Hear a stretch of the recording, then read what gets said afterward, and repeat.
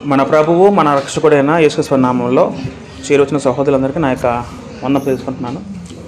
అందరికీ వందనాలండి. మరొకసారి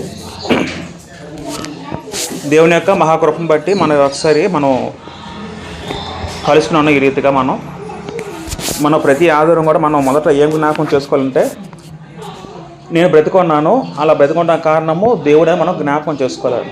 మొదట జ్ఞాపకం చేసుకుని మన సన్నిధిలో అడుగుపెట్టాలి. మనం దేవుని వాక్యం ధ్యానిద్దాం. మనం కొద్దిసేపు మన గత వారం ఏం నేర్చుకున్నాం గుర్తుందా? గత వారం మనం ఏం నేర్చుకున్నామండి? గత ఆదివారం సంఘము. మన గత ఆదివారం సంఘం గురించిన అంశం నేర్చుకున్నాం.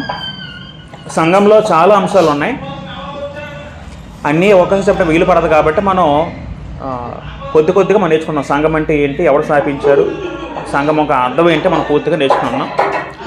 వాస్తవానికి ఈరోజు కూడా సంఘం గురించి టాపిక్ చెప్పాలి. అంటే సంఘం ఎలా, సంఘంలో పనులు ఏంటి, కృపవరాలు అంటే ఏంటి, అది చెప్దాం అనుకున్నాం వాస్తవానికి.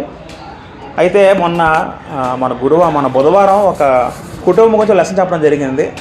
చాలామంది రాలేదు. మరి మోషే గారు ఏమో మరొకసారి ఈ లెసన్ తిరిగి చెప్పడం జరిగింది. కాబట్టి మనం ఈరోజు మటుకు మనం క్రైస్తవ కుటుంబం అనే అంశం గురించి నేర్చుకుందాం. ప్రభు చేతమైతే మరొకసారి సంఘం గురించి మరి ఇంకా పూర్తిగా నేర్చుకునే ప్రయత్నం చేద్దాం. నాకేంటంటే సమయం కొద్దిగా ఉంటుంది, కొద్ది సమయంలో మొత్తం ఉన్న వాక్యాన్ని మీకు బోధించాలని నాకు తాపత్రయం. ప్రభు చేతమైతే మరొకసారి మనం సంఘం గురించి అయిపోయి మనం మిగతా విషయం తెలుసుకునే ప్రయత్నం చేద్దాం. సంఘం గురించి ప్రతి ఒక్కరు తెలుసుకోవాలండి, ఎందుకంటే సంఘం చాలా ప్రాముఖ్యత కలది. మన గత వారం ఆలోచించాం. సంఘంలో కృపవరాలు ఉన్నాయి. ఆ కృపవరాలు అద్భుతమైనవి ఉన్నాయి, అద్భుతం కానివి ఉన్నాయి.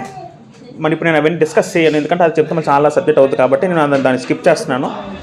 ప్రభు చిత్తం అయితే మరి ఎప్పుడైనా కలిస్తే మనం ఆ సబ్జెక్ట్, మన టాపిక్ మనం చెప్పుకునే ప్రయత్నం చేద్దాం. రైట్. అయితే మనం ఇవాళ ఒక అంశం వచ్చి నేర్చుకుందామండి. అంశం ఏంటంటే మంచి క్రైస్తవ కుటుంబం. అదే వాళ్ళ టాపిక్ అండి, మంచి క్రైస్తవ కుటుంబం. క్రైస్తవులకు చాలా అవసరమైన లెసన్ ఇది. ఇంకా ఎక్కువ మంది వస్తారని ఎక్స్పెక్ట్ చేస్తున్నా, ఇంకా కొంతమంది రాలేదు. నిజంగా ఈ లెసన్ ప్రతి ఒక్క భర్త, భార్య, పిల్లలు ప్రతి ఒక్కరు కూడా తెలుసుకోవాలండి ఇది. ఎందుకంటే ఈ పాఠం తెలుసుకున్న తర్వాత మనకు ఒక ఆలోచన వస్తుందండి.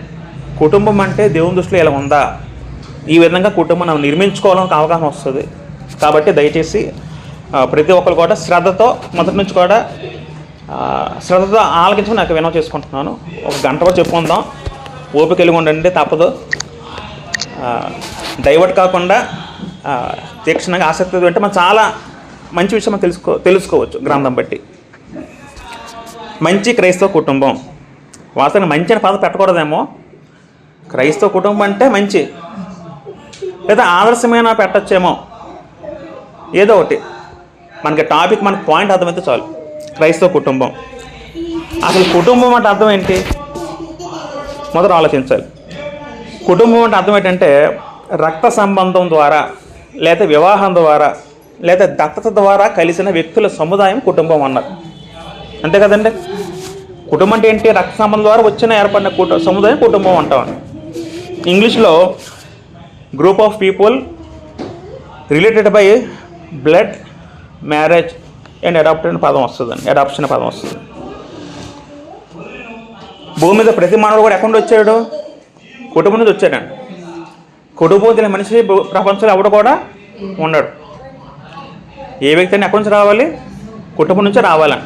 ఒక కుటుంబంలో అమ్మ నా లేకపోయినప్పుడు కూడా ఆ వ్యక్తి అనాథ అయినప్పుడు కూడా ఆ వ్యక్తి ఎక్కడి నుండి వస్తాడు? అనాథ అయినప్పుడు కూడా అబ్బాయిని పెంచే వ్యక్తి ఎవరో ఒకరు ఉంటారు. కాబట్టి ఫ్యామిలీ నుంచి ప్రతి ఒక్క కుటుంబం రావాలి అంటే ప్రతి ఒక్క వ్యక్తి కూడా ఒక ఫ్యామిలీ నుంచి వస్తే విషయం మనకు అర్థం అవ్వాలని. మొదటగా మనం ఆదికాండం చదువుకున్నప్పుడు మనం మూలంకి వెళ్దాం. ప్రథమంగా వెళ్ళగలిగితే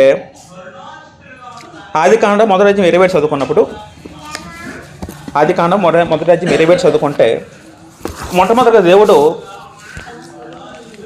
చదువుకుందాం. ఆదికాండం మొదటి అధ్యాయం 27 చదువుదాం. దేవుడు తన స్వరూపమందు నరుని సృజించెను, దేవుని స్వరూపమందు వాని సృజించెను, స్త్రీనిగాను పురుషునిగాను వారిని సృజించెను. చాలమ్మ. మనం చాలాసార్లు నేర్చుకున్నాం, చాలాసార్లు తెలుసు కూడా మాట. దేవుడు తన స్వరూపంలో ఎవరిని చేశాడు? నరుని చేశాడు. నరులు ఎవరున్నారు? పురుషుడు ఉన్నాడు, స్త్రీ ఉన్నారని. అంటే నరుడు చేశాడంటే దేవుని స్వరూపం అంటే అర్థం ఏంటి అక్కడ? అంటే దేవుడు భౌతిక స్వరూపం ఉందో దేవునికి ఉండదు. స్వరూపం పదం ఎందుకు వాడారు అక్కడ? ఎందుకంటే ఆయన పోలిక అర్థం ఏంటంటే దేవుడు ఏ స్వరూపి? దేవుడు ఆత్మస్వరూపి కలవాడు, దేవుడు కనబడినవాడు. ఆత్మ అనేది ఎన్నటికి కూడా నశించిన భాగం ఆత్మ. శరీరం 2 భాగాలు అయితే శరీరం ఆత్మ అయితే ఆత్మ ఎన్నప్పుడు కూడా నశించదు. కాబట్టి దేవుడు తన ఆత్మన భాగాన్ని ఎవరు దయచేశాడు? మనిషికి దయచేశాడండి. మనలో ఒక ఆత్మ ఉంది, ఆత్మ ఎన్నట్టు కూడా నశించదు, దానికి నాశనం లేదో విషయం మనం తెలుసుకోవాలి. కాబట్టి దేవుడు తన స్వరూపంలో మనిషి నిర్మించడం జరిగింది. పురుషుడు, స్త్రీలలో ఆత్మ ఉంది, పురుషుల్లో కూడా ఆత్మ ఉందని. ఆత్మలో ఏమైనా హెచ్చుతగ్గులు ఉన్నాయండి? ఏమైనా అంటే పురుషులకి బలమైన ఆత్మ దేవుడు ఇవ్వడం జరిగింది, లేదా స్త్రీలకి ఏమైనా బలహీన ఆత్మని ఇవ్వడం జరిగిందండి? ఆత్మలో అందరూ సమానమే. మరి స్త్రీ ఎప్పుడు బలహీన అవుద్ది? శారీరకంగా బలహీన అవుద్ది తప్ప ఆత్మలో స్త్రీ బలహీన కాదండి. ఆత్మలో శరీర సమానంగా ఉన్నారు పురుషులతో. ఒక శారీరకంగా చూసుకుంటే స్త్రీ కొంచెం బలహీనం, ఆ విషయం మనం గుర్తించుకోవాలండి. మొదటగా దేవుడు ఆదాము నిర్మించిన తర్వాత 2:18 చదువుకుంటే దేవుడు ఆదాము నిర్మించాడు, సృష్టిని చేశాడు, రకరకాల జంతువులు నిర్మించాడు. అయినప్పుడు కూడా ఆదాముకి సాటి అయిన సహాయము కనబడలేదట. ఆదాముకి ఎవరు కనబడలేదు? సాటి అయినా. అప్పుడు దేవుడు ఏమన్నాడు? ఆదికాండం 2:18 చదువుకుంటే, మరియు దేవుడిని యెహోవా, నరుడు ఒంటరిగా ఉండటం మంచిది కాదు, వానికి సాటి అయిన సహాయము వాని కొరకు చేయదు అనుకున్నాను. నరుడు ఒంటరిగా ఉండట మంచిది కాదు. ఎందుకు మంచిది కాదు? Man is a social animal. మనిషి సాంఘిక అంటే అర్థం ఏంటంటే సాంఘిక అంటే ఒక మనిషి తోడు లేకపోతే బతకలేడండి. మనిషికి ఒక సావాసం కావాలని, అలా సావాసం కావాలని అలా నిర్ణయించుకుంది ఎవరు? దేవుడే. మనకన్నా ఎవరికి బాగా తెలుస్తుంది? దేవుడికి బాగా తెలుసు. ఎందుకు తెలుస్తుంటే ఆయన సృష్టికర్త కాబట్టి, సృష్టికర్తకి మొత్తం తెలుసండి. కాబట్టి దేవుడేమో నరుడు ఒంటరిగా ఉండడం మంచిది కాదు అనుకొని వానికి సాటి అయిన సహాయము తనకు సహాయకురాలుగా ఒక వ్యక్తిని దేవుడు నిర్మించాలనుకున్నాడు. మరి వ్యక్తిని సాటిని సహాయకులుగా ఎవరు నిర్మించారంటే హవ్వమ్మని నిర్మించడం జరిగిందని. అంతే కదా? సాటి సహాయకుడు ఎవరంటే అక్కడ హవ్వమ్మ. హవ్వని దేవుడు ఎలా నిర్మించాడు? ఆదాముకి గాఢంగా కలుగు చేసి ఆ కాకటెంపులో కొమ్ము తీసి అమ్మని నిర్మించడం జరిగిందండి. అసలు దేవుడు ఆదాము శరీరం నుంచి కాకటెంపుకి ఎందుకు తీయాలి? దేవుడు మరొక మట్టి బొమ్మను సృజించలేడా? అంటే అక్కడ దేవుడు ఒక కాన్సెప్ట్ ఏముంటుంది అక్కడ అర్థం అవ్వాలంటే మొదటి ఇప్పుడు మనం మొదటి అధ్యాయం 20 చదువుకుందాం. ఒకసారి 20 చదివితే మనకు ఒక క్లారిటీ వస్తుందండి. మొదటి అధ్యాయం 20 చదువుకుంటే దేవుడు వారిని ఆశీర్వదించిన వారంటే ఎవరు? వారిలో ఎవరు ఉన్నారు అక్కడ? వారిలో ఆదాము ఉన్నారు, హవ్వమ్మ ఉన్నారు. వారిని ఆశీర్వదించారు. ఎట్లనగా అంటే ఆశీర్వాదం ఏమిటంటే మీరు ఫలించి అభివృద్ధి పొంది విస్తరించి భూమి నుంచి దాన్ని లోపరుచుకునేది అన్నారండి దేవుడు. మీరు ఫలించి అంటే ఎలా ఫలిస్తారు? ఇద్దరు కూడా ఫలించడం అంటే దాంపత్య జీవనం ద్వారా మీరిద్దరు ఒకరికొకరు ఉండి ఏకశరీరం అయ్యి మీరు నుంచి పిల్లలు కావాలి. ఆ పిల్లలంతా భూమి అంతా నిండించండి. దాన్ని దేవుడు ఏమని పోల్చాడు? ఆశీర్వాదం చెప్పడం జరుగుతుందని. ఆశీర్వాదం చెప్పిన తర్వాత మనకి ఏం అర్థమవుతుందంటే మొట్టమొదటగా దేవుడు సాటి అయిన సహాయంగా అనే పదం ఉంది అక్కడ మనిషికి. ఎందుకంటే సాటి అయిన సహాయం అంటే అర్థం ఏంటంటే సమానంగా నిలబడే, తోడుగా ఉండే ఒక మనిషి ఉండాలని దేవుడు ఎవరు నిర్మించాడంటే హవ్వని నిర్మించడం జరిగింది. ఎందుకు నిర్మించాడంటే మగవాడి తోడు గురించి. అలాగే దేవుడు మొత్తం ఏం చేశాడంటే ఒక ఆదాంకి హవ్వం ద్వారా మొదటగా ఒక కుటుంబాన్ని దేవుడు ఏం చేశాడు? ఏర్పాటు చేశాడు. మొదటగా నరుడు సింగిల్గా ఉన్నాడు. తర్వాత ఏమైంది? హవ్వమని దేవుడు తయారు చేసి వీళ్ళిద్దరిని జత చేసి దేవుడు ఏం చేశాడు? వాళ్ళని ఒక కుటుంబంగా ఏర్పరిచాడు. అంటే కుటుంబానికి మూలం ఎవరు? భూమి మీద మొదటగా దేవుడే. అర్థమైందండి? కుటుంబం మూలం మొదటగా దేవుడే. ఇప్పుడు మనం ఆదికాండము 2వ అధ్యాయము 24 చదువుకుందాం ఒకసారి. ఆదికాండము 2వ అధ్యాయం 24 చదువుకుందాం.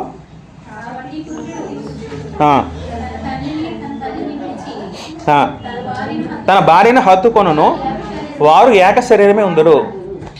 అప్పటి నుంచి వీళ్ళిద్దరు ఎలా పిలబడ్డారంటే ఏక శరీరంగా పిలబడ్డారండి. ఎవరు? ఆదాము హవ్వ. ఆదాము హవ్వని మొదటగా వాళ్ళని వివాహం చేసింది ఎవరంటే దేవుడే. వివాహం అంటే మనలాగా బ్యాండ్ మేళలో మంగళసూత్రం అక్కడ అవసరం లేదు. దేవుడే వాళ్ళని జతపరిచాడండి.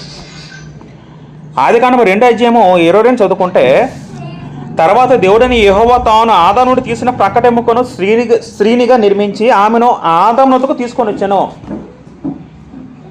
ఆదామునకు తీసుకొచ్చింది ఎవరు? దేవుడు. ఎవరిని తీసుకొచ్చారు? హవ్వని తీసుకొచ్చి దేవుడు ఏం చేశాడు? వాళ్ళని ఏకం జతపరిచాడు. మొదటగా ఆ విధంగా దేవుడు మొట్టమొదటగా ఆదామును నిర్మించి ఒక కుటుంబాన్ని తయారు చేయడం జరిగింది. కుటుంబం అనేది దేవుని సంకల్పం భాగమే ఉంది. దేవుని సంకల్పంలో భాగమే ఉంది. ఆ కుటుంబం ద్వారా దేవుడు ఏం చెప్పారంటే, మీరు ఫలించండి, అభివృద్ధి పొందండి, పిల్లలు రావాలి మీ దగ్గర నుంచి. అలా పిల్లలు రావడం అనేది అది తప్ప లేదా మంచి అండి? దేవుని దృష్టిలో మంచి. ఒక పాయింట్ అర్థమైంది మనకి. ఎక్కడ మంచి అవుద్ది? దేవుడు ఒక చట్టం ఏర్పరిచాడు, ఇద్దరిని జతపరిచాడు. వాళ్ళైతే మాత్రం దాంపత్య జీవనం ఏదైతే ఉందో అది ఎలాంటిదంటే అది మంచిది, అది చెడ్డది కాదు. అది ఎలాంటిదండి? అది మంచిది. ఆదికాండము 1:31 చదువుకుంటే, దేవుడు తాను చేసిన యావత్తును చూసినప్పుడు అది చాలా మంచిదిగా ఉండిన పదం ఉందండి. ఎలాగుందంటే అది చాలా వివాహం మంచిదా చెడ్డదండి? వివాహ పాపము పుణ్యమండి. పుణ్యం. వివాహం అన్ని విషయాల్లో ఎబ్రీ పత్రిక 13:4 ఉంటుందండి. అందరూ తెలిసిన మాటే. ప్రపంచంలో ఘనమైన కార్యం ఏదైనా ఉందంటే అదేంటండి? వివాహం. వివాహంలో ఒక దాంపత్య జీవనం అనేది దేవుడు తప్పు పట్టడండి.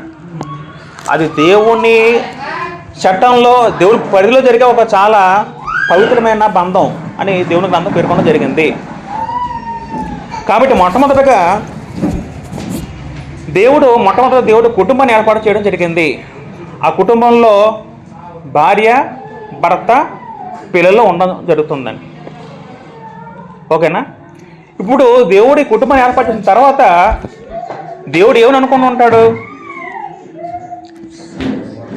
ఇప్పుడు ఎఫెసీ రాసిన పత్రిక 3:14 చదువుకుంటే, ఎఫెసీ పత్రిక 3:14 చదువుకుంటే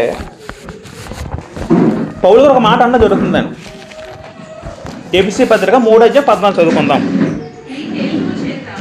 ఈ హేతువు చేత పరలోకమునందును భూమి మీదను ఉన్న ప్రతి కుటుంబము ఏ తండ్రిని బట్టి కుటుంబాన్ని పిలబడుచున్నదో ఆ తండ్రి ఎదుట నేను మోకాలు అని పదం వాడతారండి పౌలు గారు. ఈ వచనం మనం చాలా జాగ్రత్తగా అర్థం చేయగలిగితే, ఈ హేతువు చేత అంటే ఏంటి? ఈ కారణం చేత అంటే ముందున్న వచ్చిన సంఘం గురించి చెప్తూ కారణం చేత చెప్తూ ఏమంటారంటే, పరలోకమందును భూమి మీద ఉన్న ప్రతి కుటుంబం పదం వాడారండి. అంటే మనకి ఏమర్థమైందో వచ్చిన బట్టి అక్కడ పరలోకలు ఏముందట? పరలోకలు ఏముందండి అక్కడ? భూమి మీద కుటుంబాలు మాత్రం కాదు, పరలోకలు కూడా కుటుంబం ఉంది. ఇక్కడ గ్రంథంగా చెప్పడం జరుగుతుంది. పరలోకల కుటుంబం ఉందా లేదా? ఏంటో కుటుంబం? పరలోకలు ఎవరు ఉన్నారు? ఇక్కడ మనం రాసుకున్నాం. తండ్రి ఉన్నాడు, తర్వాత యేసుక్రీస్తు ఉన్నారు, తర్వాత పరిశుద్ధులు ఇంకా ఉంటారండి పరలోకంలో. దేవదూతలు ఉంటారండి. ఇది ఏంటిది? పరలోకపు కుటుంబము. పరలోకంలో ఏముంది? పరలోకల కుటుంబం ఉందండి. తండ్రి ఉన్నారు, యేసుక్రీస్తు ఉన్నారు, పరిశుద్ధాత్ములు ఉన్నారు, దేవదూతలు ఉన్నారండి. మరి పరలోకంలో కుటుంబం ఉంటే మరి పరలోకంలో తండ్రి తండ్రిగా ఉంటాడండి. పరలోకంలో యెహోవా దేవుడు తండ్రిగా ఉంటాడు, తల్లిగా కూడా ఉంటారండి. పరలోకంలో స్పెషల్గా తల్లి అనే పాత్ర ఉంటుందండి. ఆయన తల్లి, ఆయనే తండ్రి. మనం మొన్న కూడా ఆలోచించాం. చాలా మట్టుకు పాత నిబంధనలో కొన్ని మాటలు తల్లి పోలికి ఎలా ఉంటుందంటే యెహోవా దేవుని ఉద్దేశించి ఆయనే తల్లిగా ఉన్నట్టు కొన్ని మాటలు ఉంటాయండి. తల్లి తన రెక్కల చాటు కోడిపిల్ల కప్పినట్టు వాళ్ళ పదం ఉంటుందండి. 2 మాటలు చదువుకుందాం. యెషయా గ్రంథము 66:13 చదువుకుంటే, యెషయా గ్రంథము 66:13 చదువుకుందాం. ఒకని తల్లి వాడిని ఆదరించినట్లు నేను మిమ్మల్ని ఆదరించిన పదం ఉంటుంది. అంటే అక్కడ దేవుడు తను ఎలా పోల్చుకుంటున్నాడు? అక్కడ తల్లితో పోల్చుకుంటున్నాడండి. తల్లితో పోల్చుకుంటున్నాడండి. ఒకరి తల్లి వాడిని ఆదరించినట్లు పదం ఉందండి అక్కడ. మరొక మాట చదువుకుంటే యెషయా గ్రంథము 49:15 చదువుకుంటే, యెషయా గ్రంథము 49:15 చదువుకుంటే,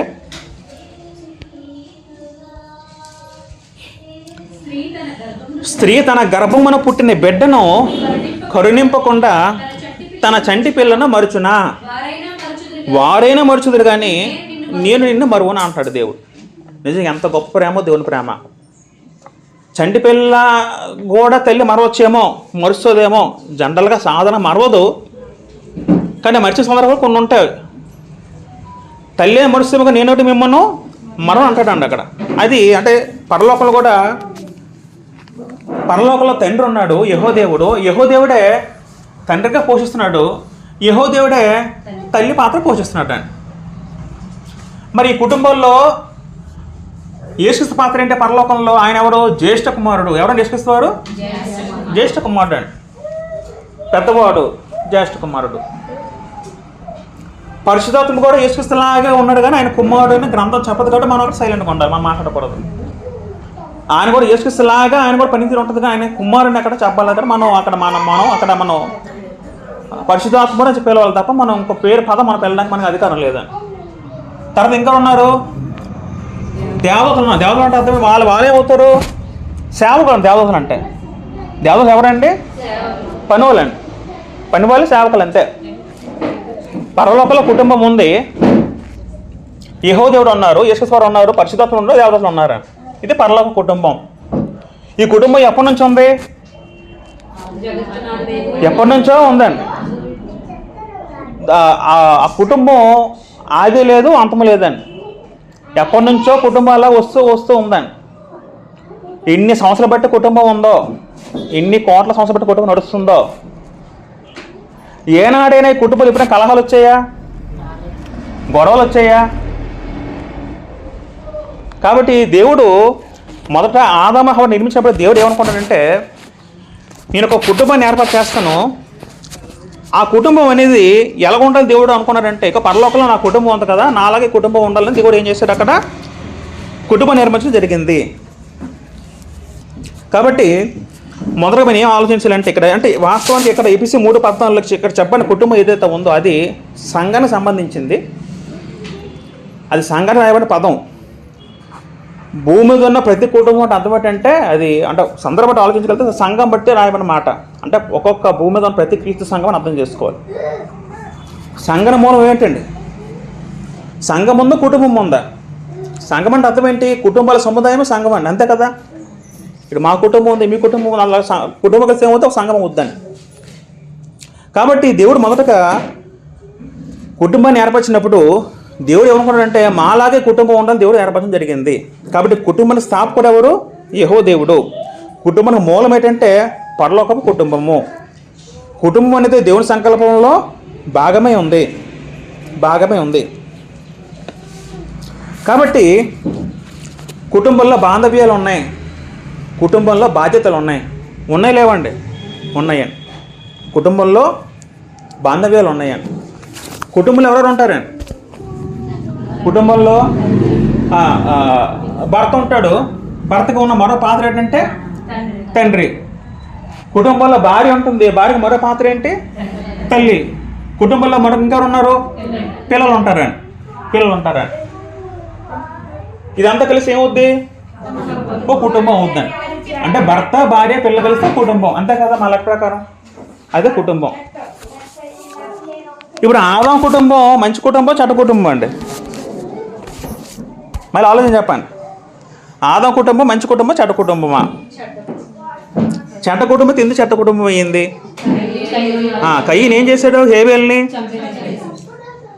చంపేశారండి. చంపడానికి దేవుడు కుటుంబం సృష్టించింది.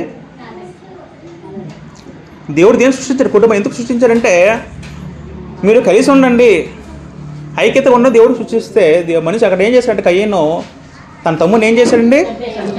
చంపేశాడండి. ఎందుకు చంపాడు? అసూయ కొద్దీ. కాబట్టి ఆదాం కుటుంబం, ఆదాం మంచోడు అంటే మన కుటుంబం పరంగా లెక్కేస్తే చెడ్డ కుటుంబంగా అయిందండి. ఎవరిని బట్టి? కయ్యని బట్టి. ఆదాము హవం నుంచి అలాగా ఎన్నో కుటుంబాలు వచ్చాయి లేవండి. ఎన్నో లక్షల కోట్ల కుటుంబాలు వచ్చాయి భూమి మీద. ఆ కుటుంబాల్లో మనద కుటుంబం ఉందండి. ఇప్పుడు ప్రపంచంలో అనేక లక్షల కోట్ల కుటుంబాలు ఉన్నాయి. ఇప్పుడు ప్రతి కుటుంబం కూడా మంచి కుటుంబం కాదు.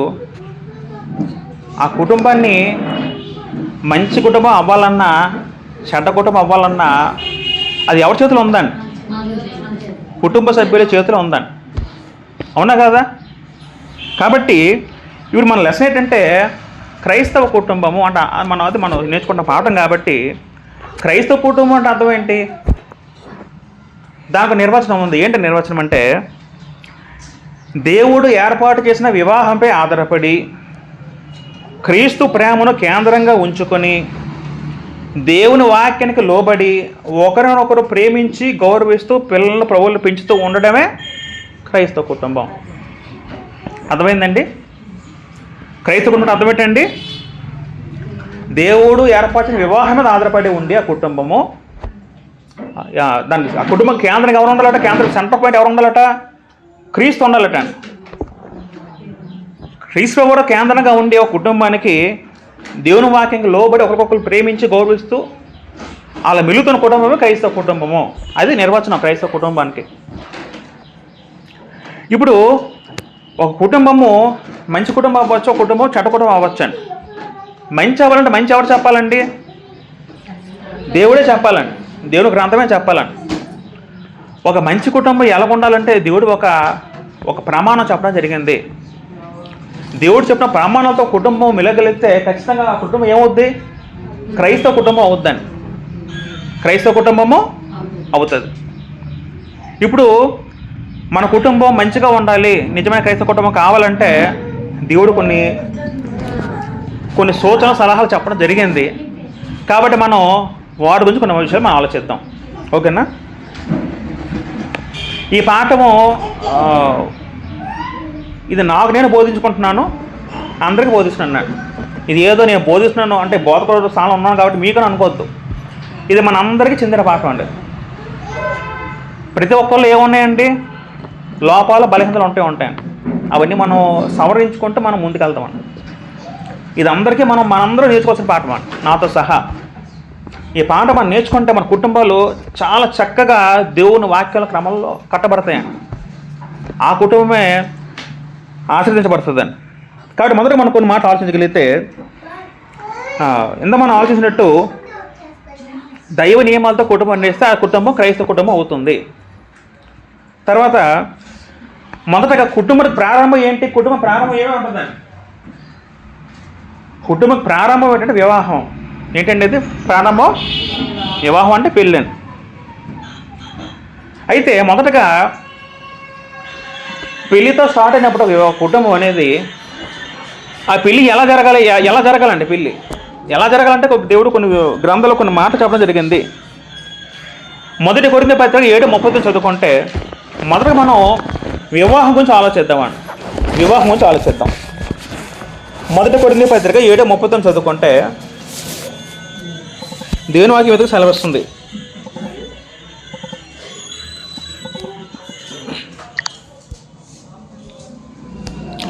మొదటి కొరింథీ పత్రిక 7:30 చదువుకుంటే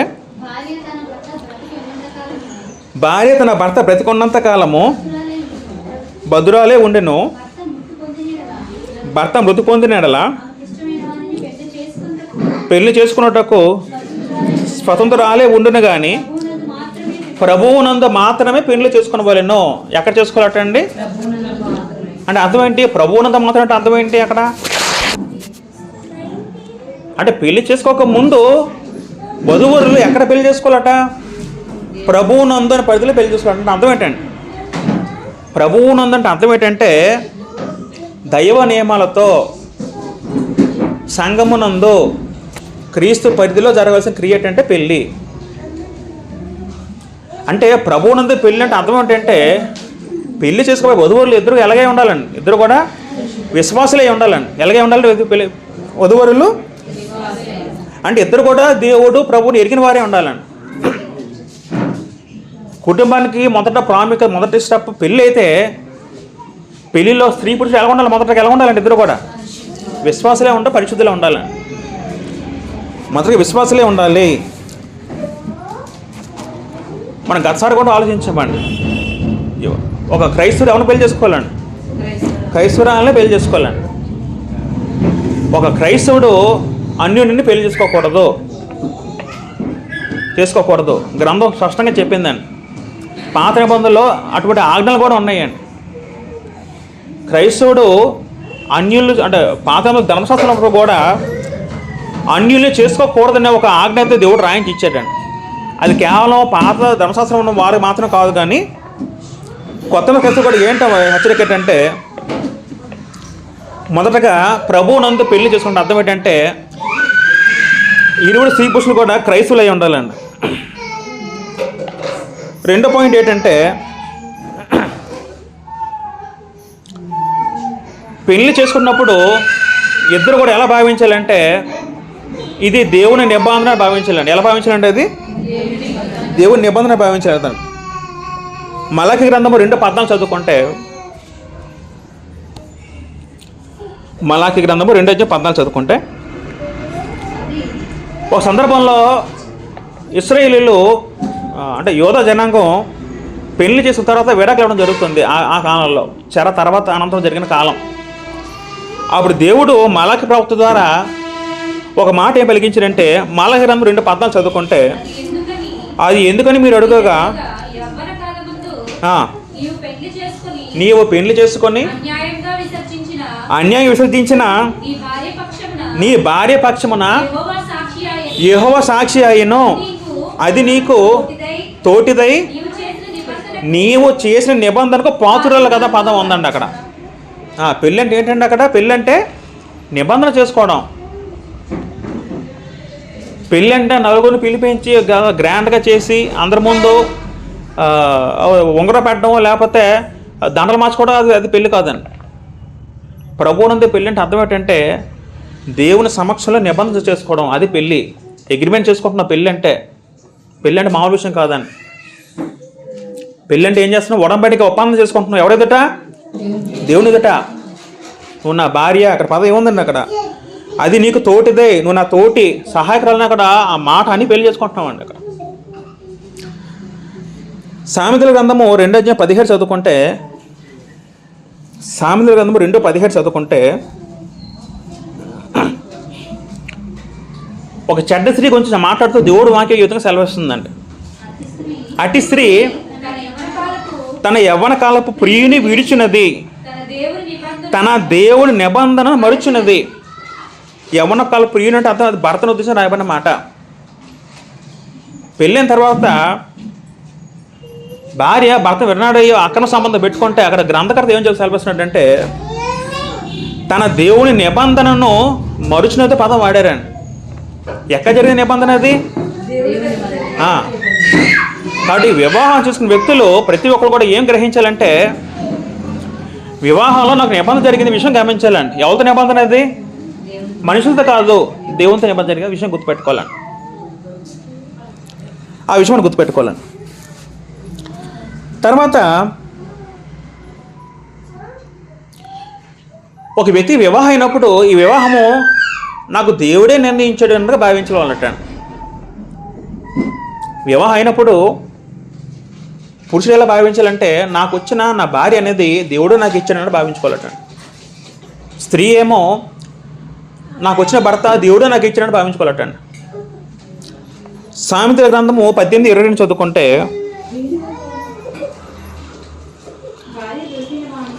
భార్య దొరికిన వానికి మేలు దొరికిను, అట్టివాడు యెహోవా వలన అనుగ్రహం నొందినవాడు.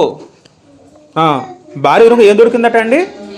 మేలు దొరికిను, అట్టివాడు యెహోవా వలన, దేవుని వలన అనుగ్రహం పొందినవాడు అని గ్రంథం చెప్పడం జరుగుతుంది. అంటే పెళ్ళిని కూడా ఎలా భావించాలంటే, నాకు భార్య వచ్చిందంటే అతను ఏమనుకోవాలండి? దేవుడు నాకు ఇచ్చిన అనుకోవాలటండి. మా పెద్దవాళ్ళు సంబంధం కుదిర్చారు, ఒక కట్నం ఇచ్చి మాకు అలా అనుకోకూడదండి ఎప్పుడు కూడా. పెళ్ళిన తర్వాత అందరూ ఎలా భావించుకోవాలంటే, నాకు దేవుడు నాకు ఇచ్చాడు అన్నట్టు భావించుకోవాలటండి. నిజంగా పెళ్ళి అనేది అది అది అది దేవుళ్ళలోనే జరుగుతాం. అది ఫస్ట్ అక్కడ నుంచి జరుగుతుంది. దేవుడు ఎప్పుడో డిసైడ్ చేసేటట్టండి, మనకు తెలియపోవచ్చు. కానీ ఒక క్రైస్తవం ఎలా గుర్తించాలంటే, మాకు పెళ్లి జరిగిందంటే అది దేవుడు వల్ల జరిగింది కార్యం గ్రహించుకోవాలటండి. అది ముందే నిర్ణయించబడుతుందట. ఏ వ్యక్తికి ఎవరు నిర్ణయించబడతా, దేవుడు ముందే నిర్ణయిస్తాడట. కాబట్టి మొదటగా అలా గమనించుకోవాలి. తర్వాత మరొక మాట ఏమైనా ఉంటుందంటే,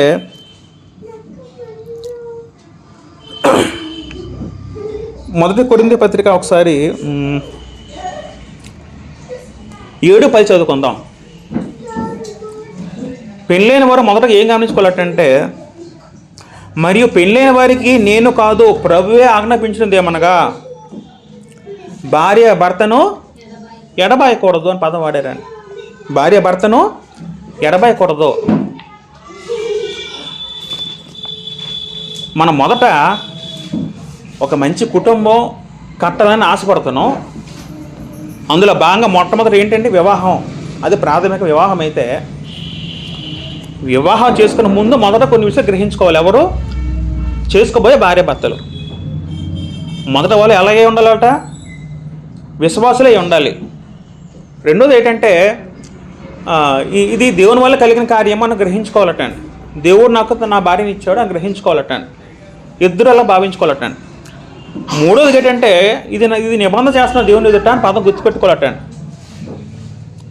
ఇది దేవుని ఎదురు నిబంధన చేసుకున్న విషయం గుర్తుపెట్టుకోవాలి. తర్వాత ఏంటంటే, పెళ్ళైన వారికి నేను కాదు ప్రభువే ఆజ్ఞాపించిన దేవునికి ఆ పౌలు అంటాడండి. నేను కాదు సుమా, దేవుడు చెప్తుంది ఏంటంటే, యేసు ప్రభు చెప్తుంది ఏంటంటే, భార్య భర్తను ఎడబాయకూడదు అంటే అర్థం ఏంటండి?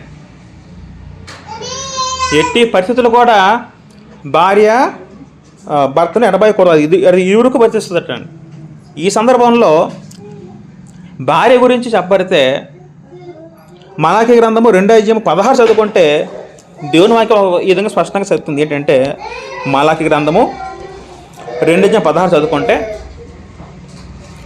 భార్యని పరిత్యజించుట నాకు అసహ్యమైన క్రియని ఇశ్రాయేలీయులు ఇతడు యెహోవా సెలవిచ్చున్నాడు పదం ఉంటుందండి. అక్కడ దేవునికి ఉన్న అసహ్యమైన కార్యాలు ఒక క్రియ ఏంటంటే, భార్యను పరిత్యజించున్నాడు. అర్థం ఏంటండి? భార్యకు డివోర్స్ ఇవ్వడం, విడాకులు ఇవ్వడం. అంటే ఎప్పుడు కూడా ఒక పురుషుడు పెళ్ళైన తర్వాత ఏమనకూడదట? మనం విడాకులు ఇస్తామని ఎప్పుడు పొరపాటు కూడా నోరు జారకూడదట. అలా నోరు జారుతారో లేదండి? కోపంలో పురుషుల్లో నోరు జారుతారండి. గొడవలు ఎప్పుడు ఏమంటారండి? నేను అనవసరం చేసుకున్నా, నేను విడాకులు ఇచ్చేస్తాను అంటారు కోపంలో. ఇప్పుడు కూడా మాట నోటి నుంచి రాకూడదు. కాబట్టి వివాహం అనేది కలపడం తప్ప అది విడగొట్టడం కాదని. దేవుడు జతపరిచిన దాన్ని మనుషులు వేరు చేయకూడదు. జతపరిచిన అక్కడ ఎవరైనా దేవుడు యేసు చెప్తానంటే దేవుడు అంటున్నారండి. అక్కడ జతపరిచిన మనుషులు కాదు, దేవుని సన్నిధిలో ఎదురు ఏకమైరంటే సంఘం ఎదుట అక్కడ దేవుడు ఉన్నారండి. వాళ్ళు ఎవరు కూడా వాళ్ళని విడదీయకూడదట. భర్త ఏమనుకోవాలంటే, నేను డివోర్స్ ఇస్తున్న పదం ఎప్పుడు ఆ మాట అనకూడదు, ఆలోచన రాకూడదట.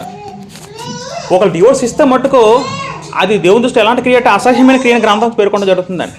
ఇంకా వ్యక్తి క్రైస్తుడిగా ఉండడానికి అనర్హుడు. అది భార్య అయినా సరే, భర్త అయినా సరే. తర్వాత పెళ్ళి కాకముందు పెళ్ళి అయిన తర్వాత ఇద్దరు ఎలా ఉండాలంటే, భార్య భర్త అంటే ఎలా వ్యవహరించాలంటే, ఒక పదం ఏముందంటే, కింద మనం ఆలోచింటే ఎఫెసీ పత్రిక 5:31 చదువుకుంటే, ఎఫెసీ పత్రిక 5:31 చదువుకుంటే, ఈ హేతువు చేత పురుషుడు తన తండ్రిని తల్లిని విరచి తన భార్యను హత్తుకొనును, వారిద్దరూ ఏక శరీరమగుదురు. అక్కడ ఏముంది, అక్కడ దేవుని వాక్యం ఏం సెలవిస్తుందంటే, పురుషుడు తన తండ్రిని విడిచి, అంటే అర్థం ఏంటండి, పెళ్ళైన తర్వాత ఒక పురుషుడు ఎలా ఆలోచించాలంటే తన తల్లిని తండ్రి ప్రాణానికి తగ్గించలేటండి. ఒక విధంగా గ్రంథం అలాగే సెలవిస్తుందండి. తగ్గించమంటే నిర్లక్ష్యం చేయడం కాదండి, నిర్లక్ష్యం చేయడం కాదు, మళ్ళీ అది పాపం అవుద్ది. నిర్లక్ష్యం చేయడం కాదు, కానీ ఎవరికి ఎక్కువ ప్రయారిటీ ఇవ్వాలంటే భార్యకి ప్రయారిటీ ఇవ్వాలండి. ఎందుకంటే అది దేవుడు జరుగుతున్న బంధం కాబట్టి. అది పురుషులు ఎలా ఉండాలంటే తల్లిని తండ్రిని అంతకన్నా ఎవరినో ఎక్కువ ప్రేమించాలట, భార్య ప్రేమించాలట. భార్య కూడా ఒక రూల్ ఇవ్వబడిందండి. కీర్తనలో 45 కీర్తన 10వ చదువుకుంటే, 45వ కీర్తన 10వ చదువుకుంటే అక్కడ మాట ఉంటుందండి. కుమారి ఆలకించము, ఆలోచించి చెవియొగ్గుము, నీ స్వజనమును నీ తండ్రి ఇంటిని మరువము అని పదం ఉంటుందండి. అది ఏంటి ఆ సందర్భం? అది 45వ కీర్తన అనేది ఒక రాజుతో ఒక స్త్రీకి వివాహం అవుతున్నప్పుడు అది సంఘానికి క్రీస్తుకు ఉద్దేశించబడినది అయితే ప్రవచన రూపంలో ఆ మాటలు అంటే ఒక స్త్రీ వాడు పెళ్లి చేసుకుంటున్న వరుణ్ణి ఉద్దేశిస్తూ ఒక వధువు నుంచి రాయబడుతూ ఒక మాట ఏం రాయబడింది అక్కడ, నీ స్వజనమును నీ తండ్రిని బరువము అని పదం వాడారు. ఎప్పుడైతే పెళ్ళి అవుతుందో అప్పుడు స్త్రీ ఆ భార్య ఎవరు చెప్తుందండి, అప్పుడు భర్త కుటుంబం చెందుతుందండి.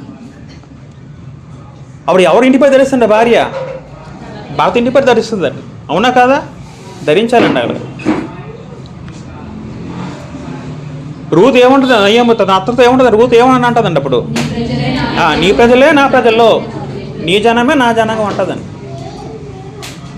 భార్య ఎలా ఆలోచించాలంటే పెళ్ళైన తర్వాత ఇంకా నా భర్తే సర్వస్వము, నా భర్త కుటుంబం నా కుటుంబం అని కూడా భావించాలంటే. కానీ భార్య ఎలా ఉండిపోతారంటే మళ్ళీ అక్కడ ఉండిపోతాను, అక్కడ ఉండిపోతాను, ఇంకా ఆ పుట్టిలో ఉండిపోతారట. దేవుని వాక్యం వాళ్ళు చెప్పట్లేదు, దేవుని గ్రంథాలు చెప్పట్లేదట. అంటే వాస్తవానికి మన ఇండియా సిస్టమ్ ఎలా ఉంటుందంటే ఈ కల్చర్ అలా అలవాటు అయిపోయింది. మన అంటే హిందువుల సాంప్రదాయం పెళ్ళి అయిన తర్వాత ప్రెగ్నెంట్ అయిన తర్వాత అత్తరింటి పంపడము, పుట్టింటి పంపడము, ఇవన్నీ సాంప్రదాయ ఇండియాలోని సిస్టమ్ తప్ప అది అంటే గ్రంథపరంగా ఆలోచిస్తే అక్కడ ఎక్కడా లేదండి. ఒకప్పుడు ఇస్సాక భార్య ఎవరు? రెబ్కా ఎప్పుడైతే ఇస్సాకుతో పెళ్ళి అక్కడ నుండి ఒక 40 ఏళ్ళ దాకా పుట్టిన దాకా చూడలేదండి ఇప్పుడు కూడా. అంటే మొత్తం అత్తరిల్లే తన సొంత కుటుంబంగా భావించి ఉండిపోయిందండి అక్కడే. అలాగే నీ పుట్టింటిని మరవద్దు అనట్లేదు అక్కడ. మీకు పాయింట్ అర్థమవుతుందా? పురుషుడికి హెచ్చరిక ఏంటి? నీ తల్లిని విడిచండి అర్థం, నువ్వు పూర్తిగా వదిలేదని అర్థం కాదు. అక్కడ ప్రాముఖ్యత ఎవరికి ఎక్కువ ఇవ్వాలట? భార్యకి ఇవ్వాలి. స్త్రీ ఎవరికి ఎక్కువ ప్రాముఖ్యత ఇవ్వాలి? భర్తకి ఇవ్వాలి. పెళ్ళైన తర్వాత నా తల్లి కన్నా భర్త ఎక్కువ స్త్రీ భావించాలి, పురుషులు భావించాలి, తల్లి కన్నా తండ్రి కన్నా భార్య ఎక్కువ భావించాలని. అలాగే వాళ్ళిద్దరు కలిస్తే ఒక కుటుంబం ఏర్పడుతుందండి, ఒక కుటుంబం ఏర్పడుతుంది. తర్వాత 1 పేతురు పత్రిక 3:7 చదువుకుంటే, 1 పేతురు పత్రిక 3:7 చదువుకుంటే, అటువైన పురుషులారా జీవమును కృపావరంలో మీ భార్యలు మీతో పాలివారి ఉన్నారని ఎరిగి ఎక్కువ బలహీన ఘటమని భార్యను సన్మానించి మీ ప్రార్థనలకు అభ్యంతరం కలగకున్నట్లు జ్ఞానము చొప్పున వారితో కాపురం చేయడం అని పదం వాడారు. ఎప్పుడైతే పెళ్లితో ఏకం చేయబడతారో ఇరువురు భార్య భర్తలు, అప్పటి నుంచి పురుషులకి అంటే ఒక బాధ్యత వచ్చింది. ఏంటి బాధ్యత అంటే, తన భార్య ఎలా భావించుకోవాలంటే, ఒక పురుషుడు జీవమును కృపావరము అంటే అర్థం ఏంటంటే దేవుడిచ్చిన కృపావరం నిత్యజీవం అన్న దాంట్లో నా భార్య నాతో సహభాగస్వామి అని భావించి, భార్య నాతో సహభాగస్వామి, నాలో శరీరము అని భావించి, బలహీనమైన ఘట్టము అంటే శారీరకంగా ఉద్దేశం ఎంత ఆలోచించాం, ఆత్మల బలహీనం కాదు శారీరక బలహీనం అని భావించి భార్యని సన్మానించి అంటే గౌరవించిన పదం వస్తుంది ఆ మాటగా తర్జుమా అర్థం. మీ ప్రార్థనలకు అభ్యంతరం కలగకున్నట్లు జ్ఞానము చొప్పున వారితో కాపురం చేయడి. ఒక అన్ని కుటుంబము కాపురం చేస్తారు, ఒక క్రైస్తవ కుటుంబం ఎలా కాపురం చేయాలంటే క్రైస్తవ కుటుంబీకులు జ్ఞానంతో కాపురం చేయాలి. ఎలా చేయాలండి? జ్ఞానంతో కాపురం చేయాలి. జ్ఞానం అంటే అర్థం ఏంటి? ఈ మాట ఇక్కడ పురుషులు చెప్పారైతే స్త్రీలు కూడా చెప్పబడింది ఇదే మాట. సామెతల గ్రంథము 14 మొదట చదువుకుంటే అక్కడ స్త్రీలు చెప్పిన మాట ఏంటంటే సామెతల గ్రంథం 14:1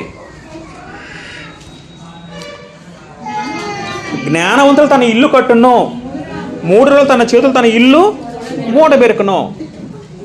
ఇల్లు కట్టడం అంటే అర్థం ఏంటి? అది ఏదో భౌతిక ఇల్లు కట్టడం గురించి కాదండి. ఇల్లు అంటే అక్కడ అర్థం ఏంటి? కుటుంబం యొక్క నిర్మాణం. జ్ఞానవంతులు ఏం చేస్తారట? ఇంటిని కడతదట అండి. అక్కడేమో పురుషులకి ఏం చెప్పబడిందంటే జ్ఞానం చొప్పున కాపురం చేయమని చెప్పడం జరిగింది పేతురు గారు. ఇక్కడే చెప్తుంటారు స్త్రీలకి జ్ఞానవంతులు ఇల్లు కట్టడం చెప్పడం జరుగుతుంది. మా జ్ఞానం అంటే అర్థం ఏంటి? అక్కడ జ్ఞానం అంటే అర్థం ఏంటంటే యోబు గ్రంథము 28:20 చదువుకుంటే అక్కడ జ్ఞానం అంటే ఒక పదం చెప్పడం జరిగిందండి. యోబు గ్రంథము 28:20 చదువుకుంటే జ్ఞానం అంటే అక్కడ భక్తుని యోబుగా చెప్పడం జరుగుతుంది. మరియు యెహోవా యందు భయభక్తులే జ్ఞానమనియు దుష్టం విడిచుటయ్యే వివేకమని ఆయన నరులకు సెలవిచ్చెను. జ్ఞానం అంటే అర్థం పెట్టండి. భయభక్తులే జ్ఞానం అట్టండి. యెహోవా భయభక్తులే జ్ఞానం అట్టండి.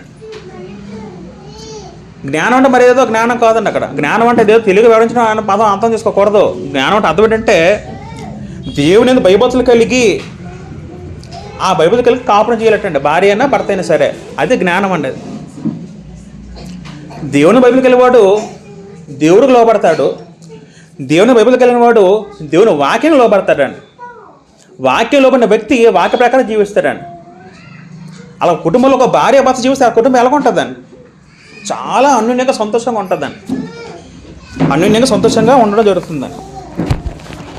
కాబట్టి కుటుంబానికి ప్రారంభం వివాహం అయితే వివాహం అంటే కేవలం అక్కడతో ముగిసేదే కాదండి. వివాహం తర్వాత వివాహ ధర్మాలు ఉన్నాయి.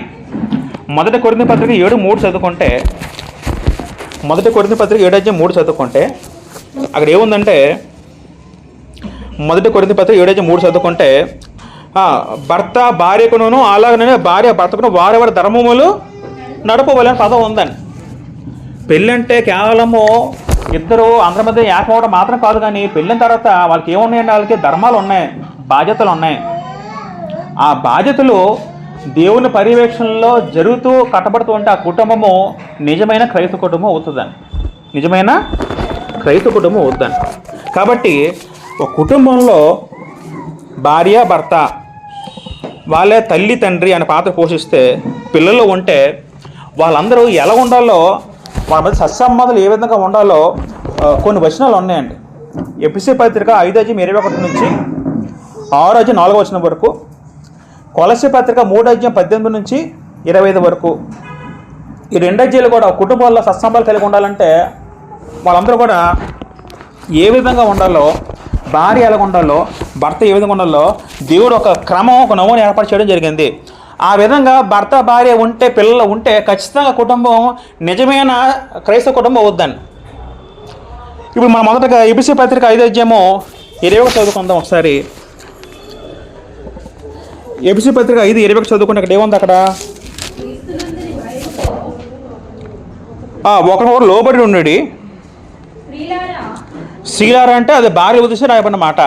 స్త్రీలారా ప్రభువునకు వలె మీ సొంత పురుషులకు లోబడి ఉండి అని పదం చెప్పడం జరుగుతుందండి. స్త్రీలారా అంటే అది భార్యలకు ఉద్దేశించిన మాట. భార్య ఎలా ఉండాలట? సొంత పురుషుడు అంటే అర్థమండి. సొంత పురుషుడు అంటే భర్త అని. సొంత పురుషుడు అంటే భర్త. భార్య ఏం చేయాలి? భర్తకి లోబడి ఉన్న గ్రంథం స్పష్టంగా చెప్పడం జరుగుతుందండి. లోబడి ఉన్న అర్థం ఏంటి? అక్కడ ఇదే మాటని కొలస్సీ పత్రిక 3:18 చదువుకుంటే అక్కడే ఉంది. అక్కడ రెండు ఒకే మాటలో 2 పత్రికలు చదువుకోగలుగుతాం. భార్యలారా మీ భర్తలకు విధేయులై ఉండుడి, ఇది ప్రభువును బట్టి యుక్తమే ఉంది. పెళ్ళి ఏమో ఎక్కడ జరిగింది? ప్రభువునందే జరిగింది. తర్వాత కాపురం ఎలా జరగాలి? ప్రభువునందే కాపురం జరగాలండి. ప్రభువుని బట్టి యుక్తమైనది అంటే అర్థం ఏంటి? ప్రభువుకు ప్రీతికరమైనది, ఇష్టమైనది, ఆయన దృష్టికి యోగ్యమైనది అర్థం చేసుకోవాలి. భార్యలారా, మొదట భార్యకి దేవుడిచ్చిన ఆజ్ఞ ఏంటంటే మీ భర్తలకు విధేయులు ఉండి, లోబడి ఉన్నాను విధేయులు ఉన్నాను అర్థం ఒకటేనండి. భార్య భర్తకు ఎందుకు లోబడాలి? మొదటగా ఏంటంటే అది దేవుడు చిత్తం కాబట్టి లోబడాలి భార్య. అది దేవుని చిత్తము. ఏ విషయంలో లోబడాలి భార్య? అన్ని విషయాల్లో లోబడాలి. ఆ మాట ఎక్కడ ఉంది? 6 అధ్యాయం ఎఫెసీ పత్రిక 6 అధ్యాయం 24 చదువుకుంటే 23-24 చదువుకుంటే సంఘము క్రీస్తునకు లోబడినట్టుగా భార్యలు కూడా ప్రతి విషయంలోనూ తమ పురుషులకు లోబడవలెను. ఏ విషయం లోబడాలంటే భార్య ప్రతి విషయంలో లోబడిన గ్రంథం స్పష్టంగా చెప్పడం జరుగుతుంది. ఇది భార్యకు ఉద్దేశం ఏంటంటే ఆ మాట. భార్య ఎందుకు భర్తకు లోబడాలంటే భార్యకి శిరస్సు ఎవరండి? భర్త. భార్యకి శిరస్సు భర్త కాబట్టి భార్య భర్తకు లోబడాలట. ఇది దేవుడు నిర్మించాడు, క్రమం పెట్టాడు కాబట్టి అందుకు లోబడాలండి. భార్య ఎందుకు లోబడాలంటే నా భర్తను ప్రేమిస్తున్నాడు కాబట్టి నేను లోబడాలని ఒక గౌరవంతో లోబడాలటండి. ఇలా లోబడడానికి ఒక ఎగ్జాంపుల్ ఎవరు చెప్పుకోవచ్చు మనం లోబడడానికి? సారా ఆవుని చెప్పుకోవచ్చండి. ఆ మాట ఎక్కడుందో మనకి 1 పేతురు పత్రిక 3 అధ్యాయం చదువుకుంటే అక్కడ సారా ఒక మాట రాయబడుతుందని. 1 పేతురు పత్రిక 1 అధ్యాయం చదువుకుంటే మొదటి వచ్చినాము, అటువంటి స్త్రీలారా మీ స్వపురుషులు లోబడి ఉండేది అని పదం ఉంది. 6వ వచనం చదువుకుంటే ఆ ప్రకారము సారా అబ్రాహామును యజమానుని పిలిచి అతనికి లోబడి ఉండెను. సారా ఎవరిని పిలిచిందట? తన భర్తని యజమానుని పిలిచిందట. అంటే యజమానుడు అర్థం ఏంటంటే అంటే తన భర్తకి ఇవ్వాల్సిన ప్రేమనిస్తూ భర్తని గౌరవించిందటండి. ఎవరు? భార్య సారా. లోబడినట్టు అర్థం ఏంటంటే లోబడినట్టు అర్థం ఏంటంటే కుటుంబ నిర్ణయాల్లో భర్త నిర్ణయాన్ని భార్య గౌరవించాలి. తర్వాత భర్తకి తగిన గౌరవాన్ని భార్య ఇవ్వాలి. సమాజంలో సంఘంలో భర్తకున్న గౌరవాన్ని భార్య ఇవ్వాలి. తర్వాత భర్తను అవమానంగా మాట్లాడకూడదు, అవమానంగా చూడకూడదు. భర్తని శిరస్సుగా ఎంచాలటండి.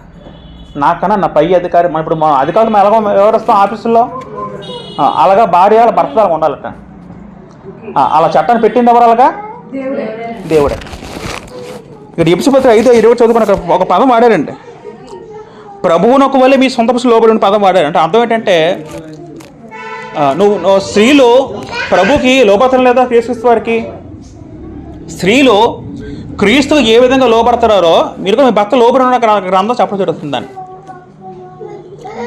లోబడ్డ ఉన్నాను కానీ అక్కడ ఏదో స్త్రీలను హీనంగా చూడటం కాదు, కానీ అది దేవుడు ఇచ్చిన గౌరవం అండి. అంటే ఒక రిలేషన్ కరెక్ట్గా ఉండాలంటే ఆ క్రమం చెప్పాడు. ఆ క్రమం మొదటి భాగం ఏంటంటే భార్య ఏం చేయాలి? భర్తకి లోబడాలి. ఇప్పుడు భర్త విషయం వస్తే మన భర్తకేమో దేవుడు ఆజ్ఞ ఇచ్చాడు, చదువుకుందాం. భర్తకి ఏం ఆజ్ఞ ఇచ్చాడండి దేవుడు? 20 చదువుకుందాం. ఎఫెసీ పత్రిక 5:20 చదువుకుంటే పురుషులారా మీరును మీ భార్యలను ప్రేమించుడి, అటువల్లే క్రీస్తు కూడా సంఘమును ప్రేమించే పదం ఉందండి. ఇప్పుడు పురుషులకు బాధ్యత ఏంటి? కుటుంబంలో భార్యలు ఏం చేయలేడు? ఒక పురుషుడు భర్త భార్యను ఏం చేయలేటండి? ప్రేమించాలటండి. భర్త భార్యను ఏం చేయలేటండి? అంటే ఏ రకమైన ప్రేమ అది? ఇప్పుడు తీతు రాసిన పత్రిక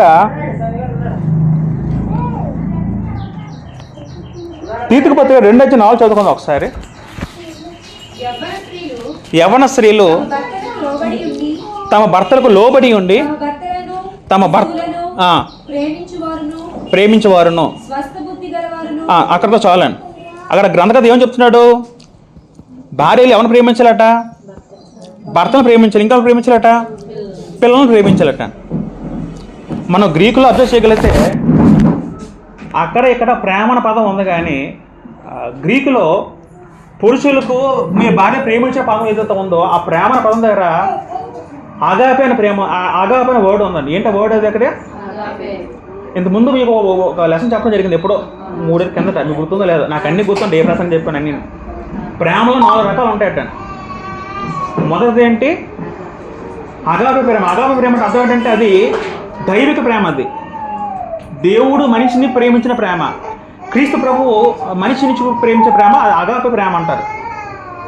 రెండో ప్రేమ ఏంటంటే స్టోర్జన్ ప్రేమ. స్టోర్జన్ అర్థం ఏంటంటే కుటుంబ సభ్యుల మధ్య ఉన్న అనురాగం స్టోర్జన్ అంటారు. మూడోది ఏంటంటే ఎరోస్ అనే ప్రేమ. ఎరోస్ అంటే అర్థం అంటే శృంగారభరితం ప్రేమ అని అర్థం వస్తుంది. అది భార్య భర్తకున్న ఆ లవ్ని ఎరోస్ అనే లవ్తో పోల్చారండి. నాలుగోది ఏంటంటే ఫీలియో అనే. ఫీలియో అంటే అదొకటి స్నేహపూర్వకమైన ప్రేమ అంటారు. తెలుగులో మనకి ఏముందంటే భార్యను ప్రేమించే పదం ఉంది, కానీ గ్రీకులో వెళ్ళగలితే అక్కడ ఏముందంటే గ్రీకులో ఆ పదానికి అది అగాపే అనే పదం వాడారు. ఏంటప్ప వర్డ్ అది? అగాపే వర్డ్ అంటే అర్థం ఏంటంటే అది దైవిక ప్రేమ. ఏంట ప్రేమ అంటే అది తీతుపత్రి 2:4 ఎంత చదువుకున్నాం. స్త్రీలు తమ భర్తలను శిశువులు ప్రేమించే పదం ఉంది కదా, అక్కడ ఏముందంటే ఫీలియో అనే పదం వాడారండి. ఏం పదం అది? అంటే తెలుగులో ప్రేమ అనే పదం ఉంది, కానీ గ్రీకులు చదువుకుంటే రెండు అర్థాలు వేరే ఉంటాయి. ఫీలియో అంటే అర్థం ఏంటంటే స్నేహపూర్వకంగా ఒక స్త్రీ తన పిల్లలతో తన భర్త వివరించాలట. ఇక్కడ భర్త ఎలా ఉండాలట? తన భార్య పట్ల దైవిక ప్రేమతో ఉండాలట. మరి దైవిక ప్రేమ అంటే అర్థం ఏంటి? ప్రేమ అంటే అర్థం ఏంటి? లేక నిర్వచనాలు ఉన్నాయంటే ఉన్నాయి. ఎక్కడ ఉన్నాయి వచ్చిన నిర్వచనాలు? మొదటి కొరింథీ పత్రిక 13 తిరిగేస్తే అక్కడ ప్రేమకి నిర్వచనాలు ఉన్నాయి. మొదటి కొరింథీ పత్రిక 13 తిరిగేస్తే అక్కడ ప్రేమ వచ్చుకున్న మాటలు ఉన్నాయి కదండి. అవన్నీ దేనికి సంబంధించిందంటే అగాపే అనే ప్రేమ. అది నిజమైన దైవిక ప్రేమ సంబంధించింది. చదువుకుందాం ఒకసారి, కొన్ని మాటలు ఆలోచిద్దాం. 4 చదువుకుంటే ప్రేమ దీర్ఘకాలము సహించును, ప్రేమ దయ చూపించును. చూడండి, ప్రేమ ఏం చేస్తాడు? ప్రేమ ఓర్చుకుంటుందటండి. ప్రేమ ఏం చేస్తాడటండి? ప్రేమ ఓర్చుకుంటుంది. ప్రేమ దయ చూపిస్తుంది. ప్రేమ మత్సరపడదు, అది ఒప్పొంగదు, అమర్యాదగా నడవదు, స్వప్రయ విచరించుకొనదు, త్వరగా కోపపడదు, అపకారము మనసులో ఉంచుకొనదు, సంతోషపడక సంతోషించును, అన్నిటినీ తాలుకొనును, అన్నిటినీ నమ్మును, అన్నిటిని నిరీక్షించును, అన్నిటిని ఓర్చును. ప్రేమ శాస్త్రకాలం ఉండను. అది దైవికమైన ప్రేమ అండి. దైవిక ప్రేమ అర్థం ఏంటంటే త్యాగపూరితమైన ప్రేమ. ఒక పురుషుడు తన భార్యను ఎలా ప్రేమించాలంటే ఈ లక్షణాలతో ప్రేమించాలటండి. ఇవి మనం ఎంత వీలైతే అంత బైహార్ట్ చేయాలండి. మన మనసులో నిమగ్నం అయిపోవాలి మాట అన్నీ కూడా. ఒక భర్త కుటుంబంలో తన భార్యని ఈ విధంగా ప్రేమిస్తే, ఉదాహరణకి ఈ ప్రేమతో ప్రేమిస్తే అమర్యాద నడవదు అంటే అర్థం ఏంటి? కుటుంబంలో ఒక సమస్య వచ్చిందండి, కుటుంబంలో తగాదాలు వచ్చాయి. అప్పుడు భర్త ఏం చేస్తాడు? ఈ ప్రేమ కలిగి ఉంటే అమర్యాద నడవదు అర్థం ఏంటంటే చెడ్డ మాటలు పలుకుడు, అన్నిటినీ తాలుకొనును. ఒక భార్య చెడ్డతో భర్త ఏం చేస్తాడండి? కుటుంబంలో ఈ ప్రేమ కలిగి ఉంటే సహిస్తాడండి. భర్త ఏం చేస్తాడు? సహిస్తాడు, ఓర్చుకుంటాడు. ఎందుకు? ఈ ప్రేమ ఉంది కాబట్టి. ఈ ప్రేమ ఏమవుతుంది? ఇది దైవిక ప్రేమ. ఇది దైవిక ప్రేమ. త్వరగా కోపపడదు. ఈ ప్రేమ కలుగుంటే భర్త వెంటనే కోపం రాదటండి. స్వప్రయోజనము విచారించుకునొద్దు, తనకు తను ఆలోచించదండి, అవతల వారి గురించి ఆలోచిస్తాటండి. లోబడడం ఎక్కువ, ఇది ఎక్కువ అండి. అసలు లోబడడం కష్టమా? ఇది ఈ ప్రేమించడం కష్టం అండి. ప్రేమించడం చాలా కష్టం అండి. ప్రేమించడం కష్టం అండి. కానీ భర్తలేమో ఇలా ప్రేమించలేరు, స్త్రీలేమో అలాగా లోబడలేరు. ఈ రెండో బ్యాలెన్స్ చేయగలిగితే ఆ కుటుంబం ఒక పరలోక కుటుంబం అవుద్దండి. ప్రేమ అన్నిటిని నమ్మును. ప్రేమలో అనుమానం ఉండదు. ఒక భర్త ఇలా ప్రేమిస్తే తన భార్య మీద అనుమానం ఉంటుందా? భర్తకి అనుమానం ఉండదండి. ప్రేమ అనుమానం పుట్టనివ్వదు. అనుమానం వస్తుంటే అర్థం ఏంటి? దైవిక ప్రేమ లేదు. సామెతలు కింద 30 చదువుకుంటే అక్కడ ఒక పదం ఉందండి. తన పెనిమిటి తన భార్య యందు నమ్మిక ఉంచిన పదం ఉంటుందండి. భర్త భార్య నమ్మకం కలిగి ఉండాలి, భార్య నమ్మదగిన వ్యక్తిగా వ్యవహరించాలి భర్తతో. అన్నిటిని నిరీక్షించి అన్నింటిని తాలుకొని అన్నింటిని ఓర్చును. ఈ ప్రేమ ఎవరు కలిగి ఉండాలట? భర్త కలిగి ఉండాలట అండి. ఇది ఎవరు పెట్టిన రూల్? ఇది ఇవన్నీ ఆజ్ఞలు. ఇవన్నీ నిజంగా ఇవన్నీ ఏదో మాట రాయబడిన మాట్లాడదు కావు, ఇవన్నీ ఆజ్ఞలు. వివాహం చేసుకుంటే ఇవన్నీ పాటించాలి, లేకపోతే చేసుకోవడం మాని అంటారు దేవుడు. వివాహం అంటే అటువంటి ఇవన్నీ జరిగించాలండి. భర్త భార్య ధర్మాలు అన్న పదం వాడారు, ధర్మాలు జరిగించే పదం వాడారండి. ఇంకా ఈ ప్రేమకి మరొక నిర్వచనం ఏం చెప్పారంటే, ఒక పదం వాడారండి. ఎలా వాడారంటే, అటువలే క్రీస్తు కూడా సంఘమును ప్రేమించి అన్న పదం వాడారండి. అంటే ఏ విధంగా పదం వాడారంటే, క్రీస్తు సంఘంతో పోల్చారటండి. క్రీస్తు ప్రభు వరుడైతే, భర్త సంఘము భార్య అయితే, సంఘాన్ని ప్రభువు ఎలాగైతే ప్రేమించాడో అలా ప్రేమించాడంటే భర్త భార్యని. అంటే అర్థం ఏంటి? తన ప్రాణాన్ని కూడా ప్రాణం పెట్ట బదులు ఎంత ప్రేమించాడట భర్త. అంతలో ఒక పురుషుడు తన భార్యని ప్రేమించాలి. ఆ కింద ఏముంది అక్కడ 27 వచ్చిన కిందకు వస్తే, పరిశుద్ధ పరచుటకే దాని కొరకు తన్ను తాను అప్పగించుకొనును. అంటే అర్థమంటే ప్రభు ఏం చేసిన సంఘాన్ని గురించి మన గురించి ఆయన ఏమయ్యాడు? మరణించాడు. భర్త ప్రేమ ఎలా ఉండాలంటే, తన భార్య గురించి తన ప్రాణాన్ని కూడా పెట్టి అంత ప్రేమ కలిగి ఉండాలట. అది నిజమైన దైవిక ప్రేమ. కానీ పురుషులు కలిగి ఉన్నారా ఇటువంటి ప్రేమని? లేరండి. ఎందుకు లేమంటే మనం ఎక్సర్సైజ్ చేయట్లే, మనం అలాగా ప్రాక్టీస్ చేయట్లేదు అటువంటి ప్రేమను. కాబట్టి పురుషుడు అటువంటి ప్రేమను కలిగి ఉండాలి. ఎటువంటి ప్రేమ అంటే అది త్యాగపూర్తిన ప్రేమ. ఎంత ప్రేమ అంటే తన భార్య గురించి అక్కడ ప్రాణం కూడా పెట్టబోతుంది, అంత ప్రేమ కలిగి ఉండాలి. అది ప్రేమ అండి. ఆ ప్రేమను బట్టి దేవుడిని చెప్పిన స్త్రీలకి నువ్వు లోబడి ఉండి అన్నారండి. లోబడి ఉంటే సెకండరీ థింగ్. ఫస్ట్ థింగ్ ఏంటి? ప్రేమించడం అండి. భర్త భార్యను ప్రేమించడం అండి. కాబట్టి ఇంకో మాట ఏం రాయబడింది భర్త ఉద్దేశించి? 29 చదువుకుంటే, తన శరీరం ద్వేషించేవాడు ఎవడనూ లేడు కానీ ప్రతి వాడును దాన్ని పోషించి సంరక్షించుకొనును అన్న పదం ఉందండి. మనము క్రీస్తు శరీరంకి అవయవం ఉన్నాం కనుక అలాగే క్రీస్తు కూడా సంఘమును పోషించి సంరక్షించున్నాడు. అదేవిధంగా పురుషుడికి మన బాధ్యత ఏంటంటే, పురుషుడు ఏమో అంటే భర్త ఏమో ఒక కుటుంబానికి యజమానిగా ఉండాలట. భర్త అంటే ఒక కుటుంబానికి శిరస్సు భర్త లేదా తండ్రి. భర్త ఏం చేయాలంటే కుటుంబాన్ని, తన భార్యని ప్రేమించేవాడుగా ఉండాలి, తన ఇంటికి సంరక్షించేవాడుగా ఉండాలట. అంటే భర్త ఏం చేయాలి? కష్టపడి పని చేయాలటండి.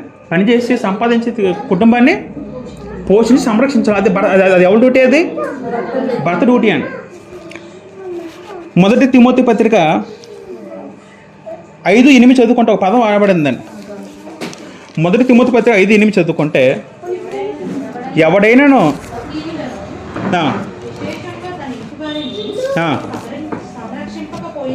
పోయిన ఎడల వాడు విశ్వాస త్యాగం చేసిన వాడే అవిశ్వాసి కన్నా చెడ్డవాడే ఉండినో. ఎవడైనాను అంటే అర్థం ఏంటంటే, స్వకీయులను విశ్వాస తన ఇంటి వారిని. ఒక భర్త లేదా ఒక భర్త పోసిన ఒక వ్యక్తి తన కుటుంబాన్ని పోషించబోతే ఇంకెందుకండి? ఇంకా ఆడ భక్తి ఎందుకు? ఇంకా ఆడ ప్రేమ ఎందుకండి? అసలు దేవుడు దాన్ని ఆశించుకుంటాడట. కుటుంబాన్ని ఆడపోతే బాధ్యత ఎవరిది? భర్తది. తన కుటుంబాన్ని, తన భార్య పిల్లలు సంరక్షించవలసింది, పోషించవలసింది ఎవరిది డ్యూటీ అంటే భర్తకున్న డ్యూటీ అండి అది. కాబట్టి ఇక్కడ పదం ఏముంది? విశ్వాసంతో ఇంటి వాడు సంరక్షింపబోయినాడల్లా వాడు విశ్వాస త్యాగం చేసిన వాడే అవిశ్వాసి కన్నా చెడ్డవాడే ఉండే పదం వాడారండి. అంటే క్రీస్తు సంఘంలో విశ్వాసం అయ్యింటూ ఇంట్లో పిల్లలు పట్టించకపోతే ఆ వ్యక్తి ఎలా ఉంటాడంటే దేవుని దృష్టికి అవిశ్వాస కన్నా చెడ్డవాడు గ్రంథం చెప్పడం జరుగుతుందండి. అది పురుషుడికి ఉన్న డ్యూటీ అండి. పురుషుడు భార్యను ఏం చేయాలండి? ఇంకో ప్రాముఖ్య పదం ఏంటంటే ప్రేమించాలి భార్యని. నేను గర్భంలో పోస్ట్ మాస్టర్ చేసినప్పుడు ఒక సంఘటన ఒక ఆయన దగ్గరికి రావడం జరిగింది. ఆయనకి ఒక అకౌంట్లో డబ్బులు ఉంటే నేను చాలా ఏళ్ళ బట్టి ఆయన డబ్బులు రాలేదు. నేను కొత్తగా అప్పుడే జాయిన్ అయ్యాను. ఈ అకౌంట్లో డబ్బులు వెంటనే తీసివేయడం జరిగింది. ఆ అబ్బాయి ఆయన బాగా హ్యాపీ చెందాడు. ఆయనకి ఇంచుమించు ఒక 50 సంవత్సరాలు ఉండి ఉంటాయండి ఆయనకి. అయితే ఆయన భార్య ఏమో ఆయన భార్య ఉంది. ఆ భార్య 15 సంవత్సరాల పాటు అనారోగ్యం ఉందని, ఆ భార్య లేవలేని కండిషన్లో ఉందని, ఏదో మాటస్తూ ఆయన నేను అడిగాను, మీరు ఏం చేస్తారు అని అడిగినప్పుడేమో అక్కడ ఏమైందంటే అక్కడ ఆయన ఏమో తన భార్యని 15 సంవత్సరాలు బట్టి సేవ చేస్తున్నట్టండి. ఆవిడ లేనూ లేదు, ఆవిడ పూర్తిగా బెడ్ రెస్ట్లో ఉన్న స్త్రీ అండి. ఆవిడ బాగా సిక్ అయిన పేషెంట్ అండి. ఆవిడ ఈవెన్ ల్యాబరేటరీ కూడా వెళ్ళని పరిస్థితి అండి. ఆ భర్త ఏమో నిజంగా నాకు వింటే నాకు కళ్ళలో నీళ్ళు వచ్చాయండి. 15 ఏళ్ళు బట్టి భర్త 3 పూట్ల సేవలు చేస్తూ భార్యను పోషిస్తూ ఎంతగా ప్రేమిస్తున్నాడు భార్యని. అంటే ఒక కన్నుడికి అర్థమైందండి, ఆయన విశ్వాస కాదు నిజంగా, కానీ మనసాక్షికి అర్థమైంది నిజమే ఇది దేవుని ప్రేమ కాదని. భార్య ప్రేమించడం అర్థం ఏంటంటే ఏదో కష్టకాలం కూడా భార్యని ఆదించబడగా ఉండాలటండి. అర్థమవుతుందండి. భార్య ప్రేమించడం అర్థం ఏంటంటే భార్య అనారోగ్యం వస్తే భర్త స్పందించాలని, భర్తే సేవకుడుగా మారాలండి. నాయకుడు అంటే శిరస్సు అంటే అది భాగ్యం కాదు, అది ఒక బాధ్యత.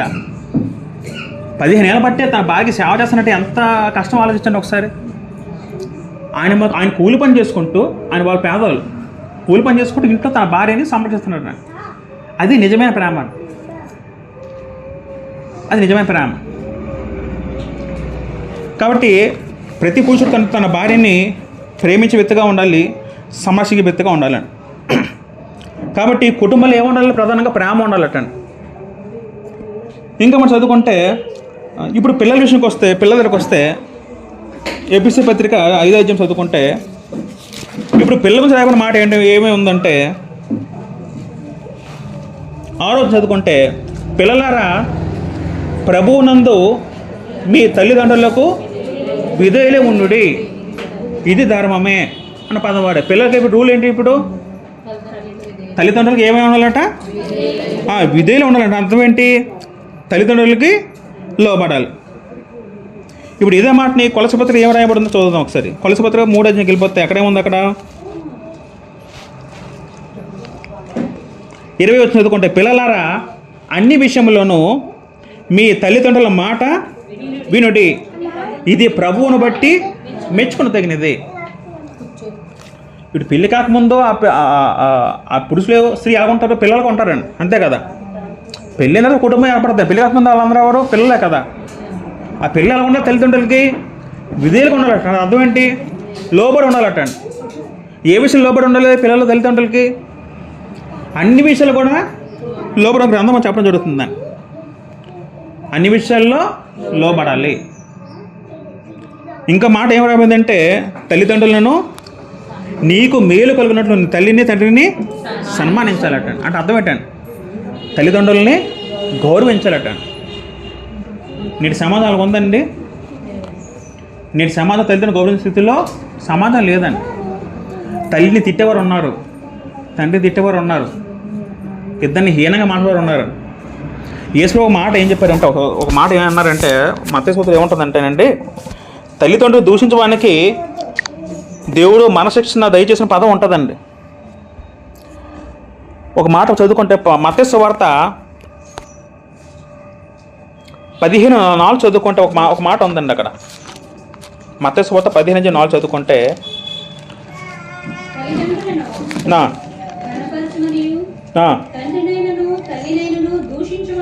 దూషించేవాడు తప్పక మరణం పొందవాలనని దేవుడు సెలవిచ్చెను.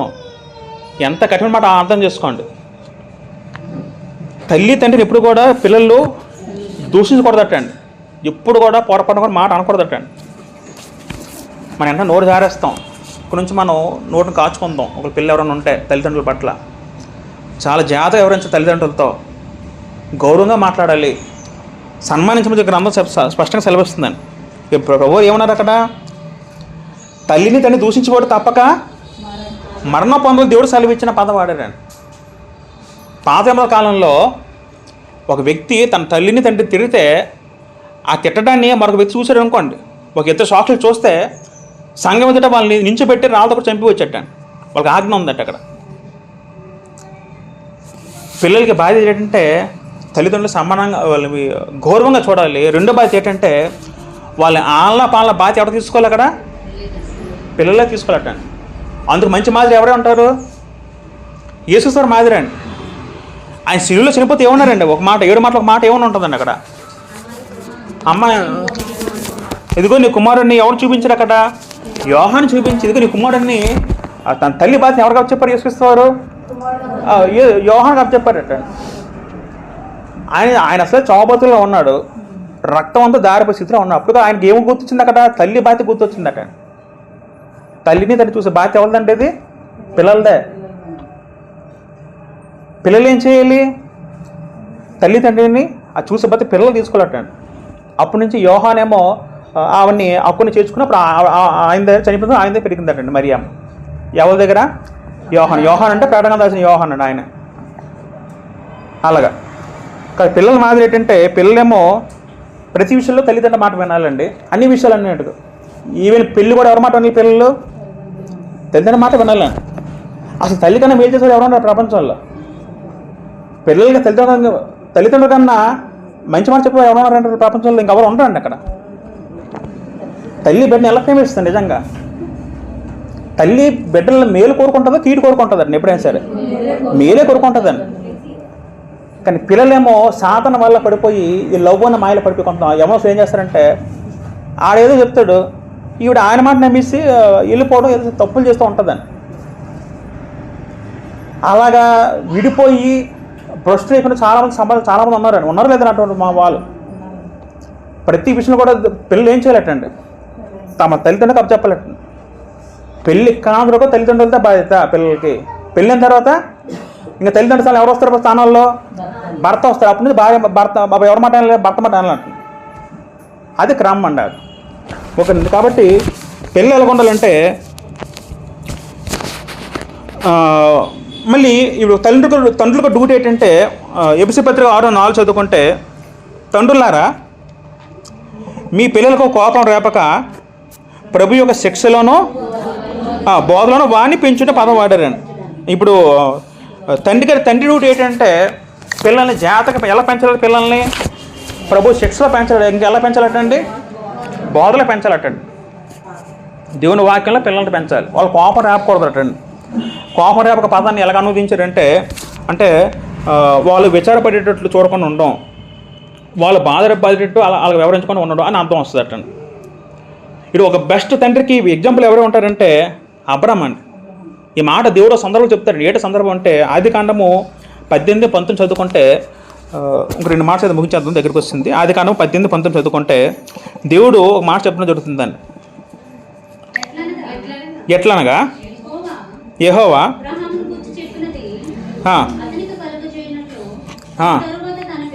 తన తర్వాత తన పిల్లలను తన ఇంటి వారును నీతి న్యాయం జరిగించుచు యెహోవా మార్గమును గైకొనుటకు అతడు వారికి ఆజ్ఞాపించినట్లు నేను అతను ఎరిగి ఉన్నాను అన్నాడు. ఈ మాట అంటుంది ఎవరు? యెహోవా దేవుడు. అబ్రహాము గురించి ఏమన్నారంటే యెహోవా దేవుడు తన పిల్లలను తన ఇంటి వారును నీతిని జరిగించుచు యెహోవా మార్గం గైకొనుటకు ఆజ్ఞలు నేర్పించాడు. ఎవరు నేర్పించారట? అబ్రహాము నేర్పించాడు. అబ్రహాము విశ్వాసం ఎవరు నేర్పించారండి? తన భార్యకు నేర్పించాడు, తన కొడుకు నేర్పించాడు, తన ఇంట్లో దాసుడు కూడా నేర్పించాడటండి. ఆ దాసుడు ఎవరండి? ఎలియాజరు. ఎలియాజరు కూడా భయభక్తులు కలవాడండి. ఆ భయం తెలగొచ్చింది తన యజమానుల నుండి వచ్చిందటండి. ఒక యజమానుడు ఎలా ఉండాలంటే తను రక్షించబడుతూ తన భార్య రక్షించబడేటట్లుగా చూడాలి, తన పిల్లలు కూడా రక్షించబడేటట్టుగా వ్యవహరించాలి. అది యజమాని యొక్క బాధ్యత అండి. అందుకు బెస్ట్ ఉదాహరణ ఎవరు? అబ్రహాము. ఇక దేవుడు అన్నాడు ఇక్కడ, నేను అతను ఎరిగి ఉన్నాను నేను అంటే అర్థం ఏంటి? దేవుడు తెలుసు. ఏం తెలుసు? అబ్రహాము తన తరతరాలకు వాక్యం నేర్పిస్తాడు. అందుకే అబ్రహాము విశ్వాసపడేయాడు, ఇస్సాకు విశ్వాసపడేయాడు. ఇస్సాకు ఎవరు? యాకోబు కూడా విశ్వాసపడేయడండి.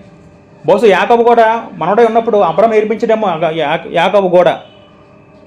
మన నేర్పిస్తే అబ్రహాము ఏం చెప్పు ఉంటాడు యాకోబుకి, తన మనవడికి? తన స్టోరీ చెప్పు ఉంటాడు. చిన్నప్పుడు పుట్టినప్పుడు ఒకప్పుడు నేను బ్రతికాను, దేవుడు అనేది చేశాడు అని చెప్పు ఉంటాడు. అలాగే ఒక తండ్రి ఎలా ఉండాలంటే తన కుటుంబం అంతా కూడా రక్షణలో నడిపించేవాడుగా ఒక తండ్రిగా వ్యవహరించాలటండి. గౌరవించలేండి. కాబట్టి పిల్లరా, ఇది మొత్తం మీద మనం చూసుకుంటే ఒక కుటుంబంలో ఎవరి బాధ్యతలు ఏంటి? కుటుంబం అంటే బాధ్యత అండి. బాధ్యత కానీ ఎవరు ఉండరండి. కుటుంబంలో ప్రతి సభ్యుడికి ఏముంది? బాధ్యతలు, ధర్మాలు ఉన్నాయి. భర్త ఏమో కుటుంబాన్ని పోషించాలి, భార్యను ప్రేమించాలి, పిల్లల్ని క్రమశిక్షణలో ఉంచాలి. భార్య ఏమో భర్తకు లోబడాలి, భార్య ఏమో పిల్లల ఆలపాలను చూసుకోవాలి, భార్య ఏమో ఇంటి పనులు చూసుకోవాలటండి. భోజనం కానీ అలాగే ఇంటి వాళ్ళని భార్య చూసుకోవాలటండి. పిల్లల్ని చేయాలి, తల్లికి తండ్రికి సన్మానించాలి. పిల్లలేమో తల్లిదండ్రులు లోబడాలి, పిల్లలేమో తల్లిదండ్రుల బాధ్యత పెద్దగా తీసుకోవాలటండి. ఇదంతా కూడా ఇది ఇలాగా ఒక కుటుంబం ఉండగలిగితే అప్పుడు ఆ కుటుంబంలో ఏముంది? కుటుంబంలో ప్రేమ ఉంటుంది, కుటుంబంలో మర్యాద. నెక్స్ట్ కుటుంబంలో కూడా ఎలా మాడుకోవాలి? ఒకరికొకరు ఎవరు కూడా గౌరవంతో మాడుకోవాలంటండి. కుటుంబాలు ఎప్పుడు కూడా హీనంగా మాట్లాడుతుంది. అంటే భర్త భార్య కానీ భార్య భర్త కానీ హీనంగా మాట్లాడకూడదండి, గౌరవంతో మాట్లాడుకోవాలంటండి. కుటుంబంలో మర్యాద ఉండాలి, కుటుంబంలో పరిశుద్ధత ఉండాలి, కుటుంబంలో ప్రేమ ఉండాలి, కుటుంబంలో బాధ్యత ఉండాలండి. ఇవన్నీ కలిసి ఉంటే అప్పుడు ఏమవుతుంది? కుటుంబం ఒక మంచి క్రైస్తవ కుటుంబం అవుద్దటండి. మంచి క్రైస్తవ కుటుంబం అవుతాను. ఇటు కుటుంబంలో పిల్లలు ఎలా ఉంటారు పెద్ద తర్వాత? ఒకప్పుడు తండ్రి ఎలా ఉన్నాడో దాన్ని వీళ్ళు ఫాలో అవుతారండి, అంతే కదా? ఒక కుటుంబం ఉందండి, ఒక కుటుంబం ఇలా మంచి క్రైస్తవ కుటుంబం ఎవరొస్తుంది, మరొక కుటుంబం ఉంది, వాళ్ళు కూడా ఇలా ఎవరేస్తారు. ఈ పిల్లలు పెద్దయ్యారు, వాళ్ళ పిల్లలు పెద్దయ్యారు, మరి వాళ్ళ పెళ్లి చేసేటప్పుడు ఏమవుద్ది? వాళ్ళు కూడా వాళ్ళ అమ్మ నాన్నలాగా వీళ్ళకి కుటుంబాన్ని ఏర్పరచుకుంటారండి. అప్పుడు ఈ కుటుంబాన్ని దేవుడు ఏం చేస్తారంటే, ఈ కుటుంబం దేవుడు ఆశీర్వదిస్తాడు. ఈ కుటుంబం దేవుడు ఏం చేస్తాడండి? ఆశీర్వదిస్తాడు. అందుకే 108 కీర్తన చదువుకుంటే అక్కడ ఇదే మాట రాయబడుతుంది. కుటుంబం రాయబడిన మాట ఒక మాట ఉంటే ఈ మాట చేత ముగించేద్దాం. ఎవరో ఒకరు చదవండి 108 కీర్తన.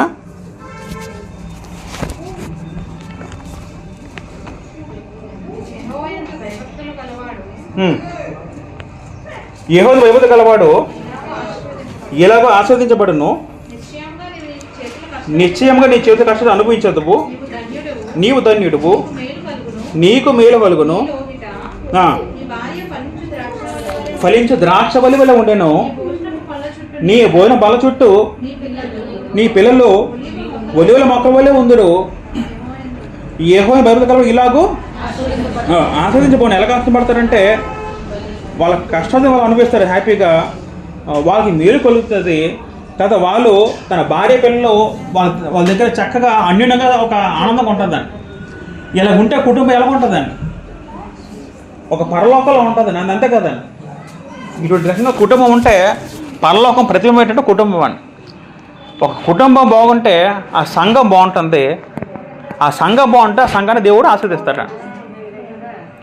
ఇలా కుటుంబం బాగుంటే ఈ కుటుంబం ప్రతి వ్యక్తి ఇలా వ్యవహరిస్తే సమాజానికి కుటుంబం ఉపయోగపడతాట. కాబట్టి ఇది దేవుడు మెచ్చిన కుటుంబం అని. ఈ కుటుంబాల్లో యేసుక్రీస్తు మన మాదిరి. ఏ విధంగా మాదిరి? యేసుక్రీస్తు పిల్లల మాదిరి ఏంటంటే యేసుక్రీస్తు తన తండ్రికి లోబడ్డాడండి. ఒక మాట లోకసంతో ఏముంటుందంటే ఆయన నజరేతునకు వచ్చి తన తల్లికి తండ్రికి లోబడి ఉండే పదం ఉంటుందండి. మరియమ్మకు యేసు లోబడి ఉండే పదం ఉంటుందండి. యేసుక్రీస్తు పిల్లల మాదిరి ఏ విధంగా లోబడ్డంలో. యేసుక్రీస్తు వారు యవనస్తుడికి ఏ మాదిరి అంటే పరిశుద్ధతకు మాదిరి, పరిశుద్ధంగా జీవించాడు. యవనస్తుడికి యేసుక్రీస్తు ఎలా మాదిరి అంటే తల్లిదండ్రుల బాధ్యత చూసుకోవాలి అనేదానికి యేసుక్రీస్తు మాదిరి అవుతారండి. తండ్రికి ఎవరు మాదిరి అంటే తండ్రిని యెహోవా దేవుడు మాదిరి అండి. ఎందుకంటే ఆయన పోషించి సంరక్షిస్తున్నాడు మనం, కాబట్టి తండ్రి కూడా అలాగే వివరించాలట. ఇలాగా ఒక భర్తకి యేసుక్రీస్తు మాదిరి అండి. ఇలాగ అందరూ ఇలా యేసుక్రీస్తు మాదిరి చేసుకుంటే అలా జీవిస్తే ఆ కుటుంబం ఏమవుతుంది? అది ధనికరమైన కుటుంబంతో దేవుని వాక్యం మనకి సెలవిస్తుంది. ఇక నుంచి మనం ఒక ఒప్పందం చేసుకుందామండి. ఇక నుంచి మనం ఎలా ఉన్నామో పక్కన పెట్టండి. ఇక నుంచి మనం ఎలా ఉండడం ప్రయత్నిద్దామండి. ప్రయత్నిస్తే ఆ కుటుంబం నిజంగా కూడా ఆ కుటుంబం దేవుడు నిజంగా ఆశీర్వదిస్తాడండి. ఇంతవరకు మనం ఎలా ప్రేమించాం భార్యల్ని అలాగొద్దు. ఇక నుంచి దైవికమైన ప్రేమలో ప్రేమిద్దాం భార్యలేమో ఇక నుంచి ఎలా ఉన్నారు? ఇక నుంచి నా భర్త శిరస్సుగా భావించి లోబడ్డ భార్యలు ఉండాలి. పిల్లలు ఎలా ఉండాలని ఇక నుంచి నేను ఇప్పుడు ఇంకా నా తల్లిని తండ్రిని తిట్టను, దూషించను, ప్రతి విషయంలో లోబడతానే విషయంగా పిల్లలు ఇలా భావించుకుని ఉంటే ఆ కుటుంబం నిజంగా ధనికర కుటుంబం దేవుని వాక్యం మనకి సెలవిస్తుంది. ఈ వాక్యాన్ని దేవుని దీవించి మన అందరి హృదయాల్లో ఫలింపజేయను గాక. ఆమేన్. అందరికీ మరోసారి వందలు చేసుకుంటున్నాను.